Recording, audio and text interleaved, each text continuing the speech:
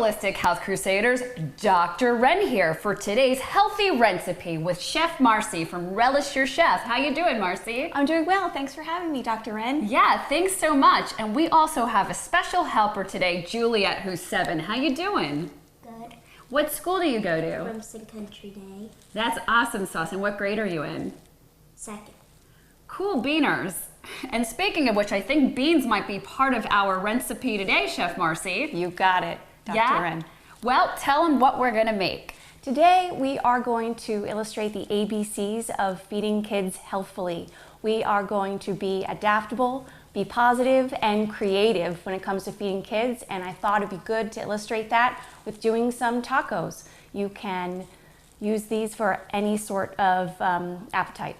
And what I love about Chef Marcy from Relish Your Chef is she does cater to every libertarian preference, so we're even going to make vegan options today. How cool does that sound? Good.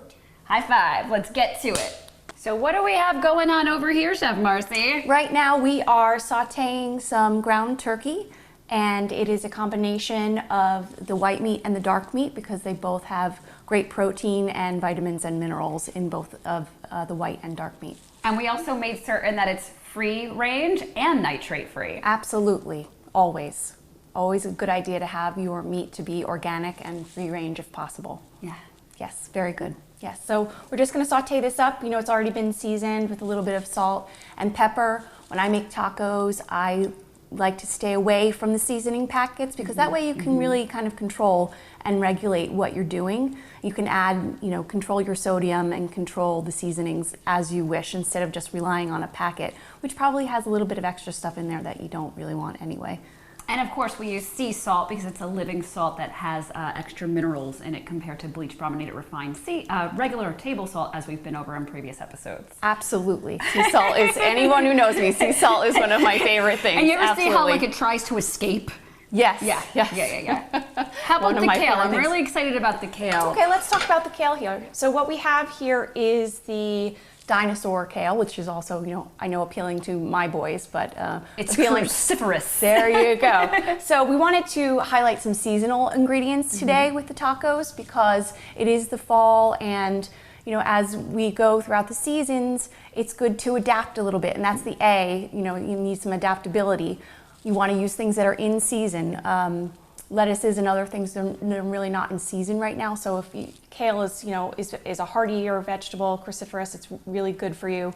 And when you make it into a kale chip and make it crispy, kids really love it. Yeah. So what we're gonna do here, and you can make your own, just take out the center rib of the kale leaf.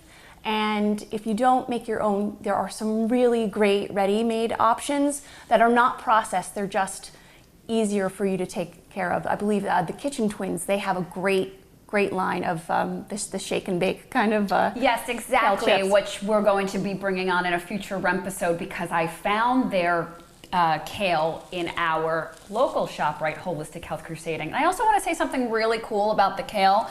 I was Holistic Health Crusading in Toronto last December, and being that the kale is so hardy, it was still growing and able to survive in like the light snow in Toronto in December. So that's really how hardy it truly is. That is wonderful. That is wonderful. So you would just put a little bit of olive oil on.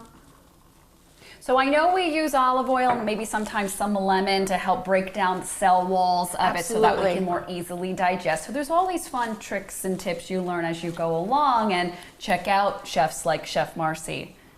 It really is quite simple. Just a little bit of olive oil, a little salt. You can let it sit for a little bit. Put it in an oven for about, I don't know, sometimes 10, 15 minutes depending on how long, how high the oven temperature is, which can range from 300 to 325. Sometimes I even do mine on 150, but for a longer amount of time. That's great. I do have a dehydrator at home as well that I find at home. I'll take my pizza stone and I'll do them with a little bit of olive oil and sea salt at 150 degrees for a longer period of time. So that's great because you can really just play with food a little bit. You can play with it, see what happens. See, all different methods will bring you to your end destination, and it could all be healthy and delicious. Exactly. Just play around a little bit.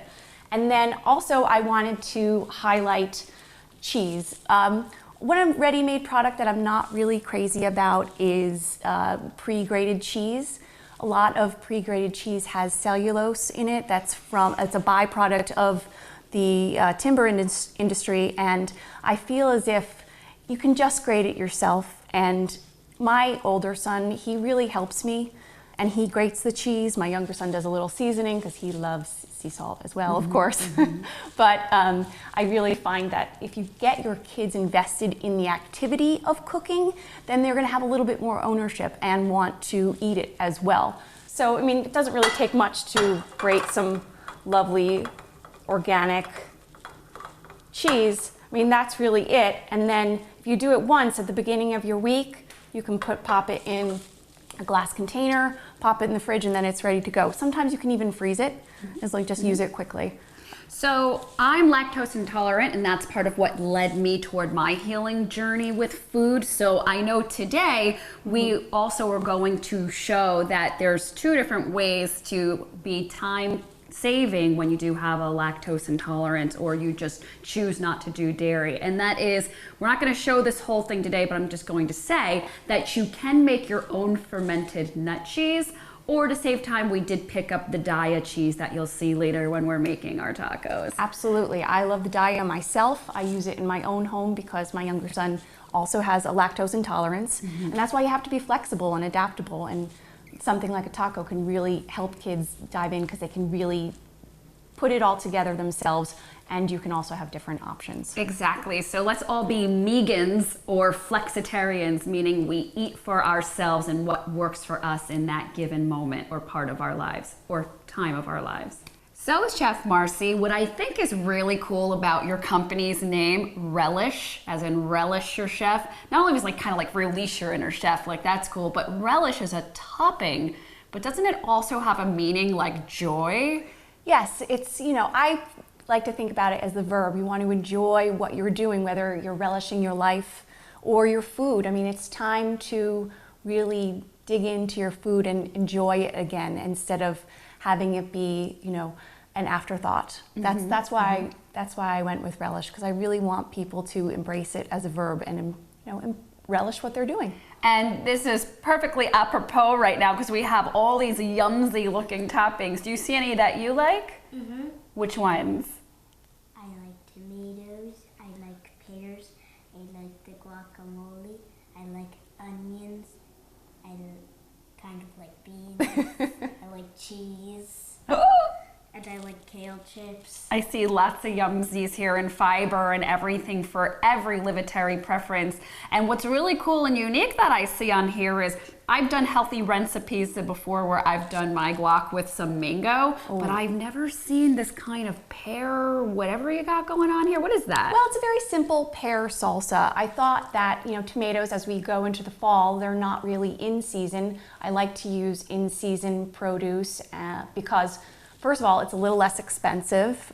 Something is in season, they're not carting it from California or Peru. And I just love the vibrant color of the pear. It kind of mimics a tomato a little bit, and it, just reflects a little seasonality. I love that you mentioned, it's not coming from the other countries, because even if it is organic, which is still a better option if it's not in season locally, Absolutely. It still gets irradiated at the gate. So that's just another thing to be mindful of and know. So all right, tell us what we're gonna do here. Okay, well, we have a bountiful spread here of many different options. So we have the beautiful TVP for the vegan option. And we have kale chips, or add a little crisp crunch. We can start with our corn tortillas, hard shell or soft, because everybody likes to mix it up. A little bit of guacamole. We have your Swiss chard as a wrapper, which is great, and not only the regular sour cream, but the tofutti sour cream as well. Yeah, so what's really awesome sauce is, actually I have a question first. Do you know what TVP is? So TVP stands for textured vegetable protein, and it can be used in lieu of meat and it kind of has that same texture when you make a taco. Now, I'm also very glad that you pointed out the sour cream and you mentioned tofutti. So when I was holistic health crusading on Big Island, Hawaii, I was out there studying ethnobotany and permaculture. I was in a natural health market for the very first time when I came across this company. And when I read it, I was like, what? It's from Cranford, New Jersey, this company. So we have a lot of local, not only produce, but companies. And this is the particular kale chips from the Kitchen Twins, which hail from Hunterdon County, New Jersey, that we'll have on shortly. For myself, I try to stay away from, corn, of course, unless it's GMO free and everything, which I get my corn from a 100-year-old farm in western New Jersey. So it comes from a family lot. It's purple and black, and they also have the yellow, so they make sure that it's completely raised with care. Otherwise, I try to stay away from corn products when I can be mindful of it. Dr. Wren, you're going to have to hook me up with that source. I got a guy who's got a guy. It's like the holistic mafia over here, but I have to say it off camera. And for me personally, I like to use the Swiss chard in lieu of my wrap. Not only, is it raw, it's considered raw for all you raw foodists out there, but if you have a gluten intolerance, then you don't have to worry about it, or a corn sensitivity, then you don't have to worry about it. So I did also feature this on a healthy recipe in the past, but just to show you guys again, there's a trick to when you use the chard. So the stem, if you were to just roll it, I think you might be able to hear that, it would crack and break. So the trick is you try to find a leaf that doesn't have too many holes in it, and you take the butt of your knife, this is a butter knife, and you just want to smush it very lightly like this to flatten it out. Can you try that? Isn't that fun? Perfect. So what happens now is very good. You did a very good job. Good for you, Juliette. Yeah, Juliette. So what happens now when I do go to roll it, you don't hear it breaking, it will roll and not crack. So once we stuff this, all the condiments won't fall out of it. So what do we do now, Chef Marcy? Well, I think we should dig in here. We have a beautiful feast, and that's what's so great about tacos. You can be creative, you can expose your children to items that perhaps they didn't always like or want to try. If you have your child interested in what they're doing and they are part of it, then they'll be more apt to try it at the table. And you're a mom, this works for you? It does. My kids love tacos, and it's just great for us because my older son gets to put exactly what he wants in there. My younger son, who is lactose intolerant, he gets to use the daya and the tofutti sour cream, which he absolutely loves. And he also likes very spicy things, so he likes to make it a little bit spicy. And we just go from there. And it's nice if the children have their typical taco, which may just be the meat and the cheese. If you introduce a new ingredient on the side, you're already on a platform of something that they like. So then they're a little bit more apt to try just a little bit of something. And then you expand their palates just a little bit more, and then maybe the next time they're all in. And that's where you go from there. You really just want to keep exposing your kids to ideas about food and make it a positive experience. Be positive and try to be creative. That's really my goal in trying to feed people. So I am Thanksgiving. And I love that you mentioned we have a feast in front of us. So this is great as an alternative for the kids at Thanksgiving using the turkey or the TVP. And if you revert back to some of my previous episodes, I have one about how to make cauliflower mashed potato as well. So you ready to dig in? Okay, Juliette, which shell are you going to use today? Hard. Okay, grab it. Let's get ready to go. Dig in. Yes, you may. All right, so let's make our tacos up here.